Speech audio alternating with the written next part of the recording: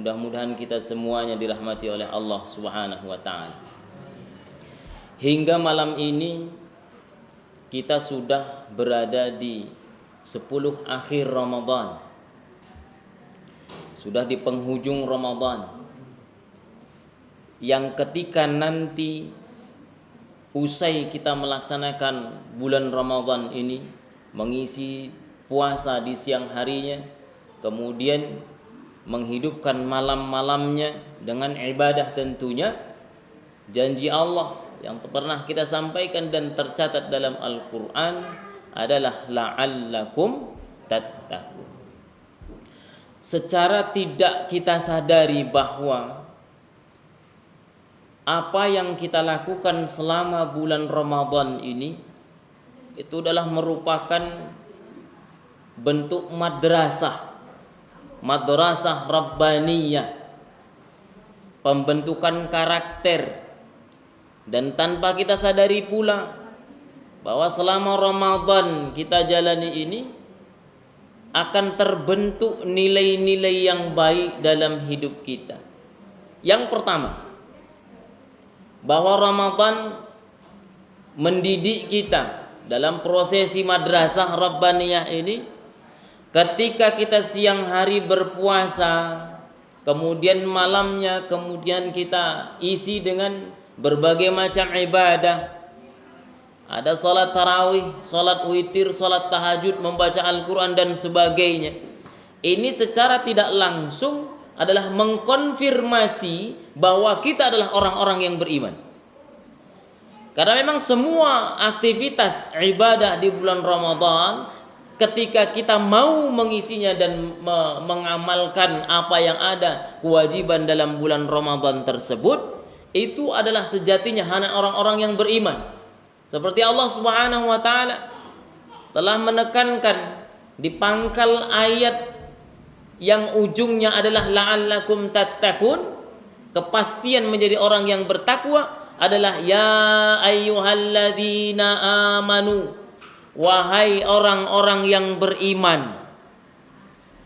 Ketika hari ini sekali lagi, atau ketika siang hari di bulan Ramadan, kita mau mengisi dan kita mau melaksanakan kewajiban, yaitu berpuasa di siang harinya, sekali lagi bahwa itu mengkonfirmasi kita adalah orang-orang yang beriman.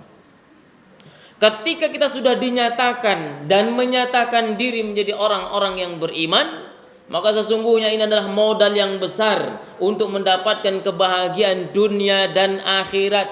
Hanya iman inilah nanti yang akan menjadikan semua perbuatan kita adalah nilai ibadah, meskipun dosa yang kita lakukan. Karena kata Rasulullah bahwa kullu bani Adam khatta'un, setiap anak Adam itu pasti berbuat salah. Wa khairul khatta'in at-tawwabun, dan sebaik-baik orang yang berbuat salah adalah bertaubat. Jadi semua nilai kehidupan orang-orang yang beriman adalah ibadah yang akan menjadi buah kebahagiaan di akhirat kelak. Dan iman inilah yang membedakan kita dengan orang-orang lain. Kalau cuman hanya kebaikan saja, maka banyak orang-orang yang non-muslim pun mereka berbuat baik. Membangun jalan, membangun fasilitas pendidikan, membangun macam-macam fasilitas umum. Itu banyak mereka orang-orang non-muslim yang melakukannya. Tapi karena tidak ada iman dalam dirinya, maka apapun yang mereka lakukan tidak akan bernilai apa-apa kelak di akhirat, dan bahkan itu menjadi kerugian dia, kerugian orang-orang yang tidak beriman tersebut. Tapi ketika kita beriman, maka sungguh ada kepastian kita dijamin oleh Rasulullah masuk ke dalam surga. Rasulullah mengatakan dalam sebuah riwayatnya, umat-umat Nabi sebelum aku, mereka nanti di akhirat akan terbagi dua. Sebahagian masuk neraka, sebahagian masuk surga. Namun kata Rasulullah, seluruh umatku akan masuk ke dalam surga, seluruhnya, Tidak ada kecuali yang disebut umat Rasulullah, maka nanti akan masuk ke dalam surga. Kita adalah umat Rasulullah, pasti akan masuk ke dalam. Yakin tak? Yakinnya agak ragu nampaknya. Yakin ibu masuk surga? Yakin. Karena itu kata Rasulullah bahwa umat Rasulullah semuanya pasti akan masuk ke dalam surga. Cuman perkaranya adalah transitnya ini yang jadi masalah. Makanya kita sering harus berdoa. Adkhilnal jannata bighairi hisab wala sabaqal adab. Ya Allah, masukkan kami ke dalam surga tanpa hisab dan tanpa didahului dengan azab. Kenapa harus transit? Karena surga inilah tempatnya orang-orang suci, tempatnya orang-orang yang tidak ada dosa. Ketika umat Rasulullah nanti ada punya dosa, tentu harus dibersihkan dulu. Dibersihkan di dalam neraka, transit dulu. Berapa lama transitnya? Wallahu a'lam bissawab. Kita ambil satu sampel contoh. Kemarin sudah disampaikan. Ada sebuah riwayat mengatakan, barang siapa yang seumur hidupnya dari akhir balik tentunya, seumur hidupnya tidak pernah tinggal sholat dari mulai akhir balik. Kalau laki-laki berkisar umur 14 tahun, kalau perempuan mungkin berkisar 10 atau 11 tahun. Itu sudah akhir balik. Tapi kalau anak-anak sekarang nggak sampai umur 10, masih umur 9 tahun mungkin udah balik dia. Karena anak-anak SD kelas 2 itu atau kelas 3 udah tahu, udah dipacar. Iya, coba tanya anaknya yang kelas 2 SD itu udah punya pacar atau belum? Ini bahayanya. Jadi terlampau cepat sekali dia berpikir perkara-perkara itu. Dari mulai akhir balik sampai umur 40 tahun, kita katakanlah 40 tahun. 40 tahun meninggal dunia. Ada yang ngamuh. Sampai 40 tahun meninggal dunia.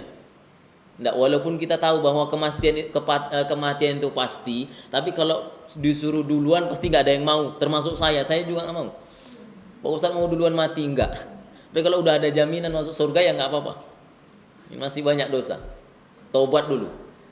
Bapak Ibu yang dimuliakan Allah Subhanahu Wa Taala, sampai meninggal dunia tidak pernah tinggal salat. Namun ketika diaudit oleh Allah Subhanahu Wa Taala, karena audit Allah ini Pak nggak pernah meleset.